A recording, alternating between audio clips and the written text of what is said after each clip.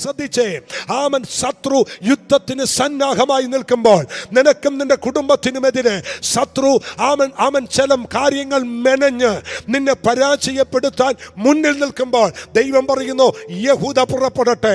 ആര് പുറപ്പെടണം? അവരെ ജയിക്കാൻ ചില വഴികൾ തുറക്കപ്പെടാൻ യഹൂദ പുറപ്പെടട്ടെ. എന്താണ് യഹൂദ? സ്തുതിക്കുന്ന ആരാധിക്കുന്നവൻ ആദ്യം പുറപ്പെടട്ടെ. ആരാധിക്കാൻ മുന്നോട്ട് പോകുന്നവൻ ആദ്യം മുന്നോട്ട് പോട്ടെ. ആത്മാവിൽ കുതിച്ച് നൃത്തം ചെയ്യുന്നവൻ ആദ്യം പോകട്ടെ. അവൻ മുന്നിൽ പോയാൽ പുറകിൽ പരാജയമല്ല.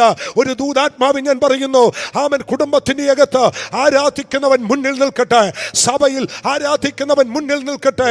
ലീഡർഷിപ്പിൽ ആരാധിക്കുന്നവൻ മുന്നിൽ നിൽക്കട്ടെ. കമ്മിറ്റിക്കകത്ത് ആരാധിക്കുന്നവൻ മുന്നിൽ നിൽക്കട്ടെ.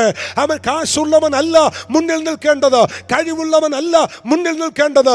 അവൻ മുന്നിൽ നിൽക്കേണ്ടത് സ്തുതിക്കുന്ന യഹൂദയത്രേ മുന്നിൽ നിൽക്കേണ്ടത്.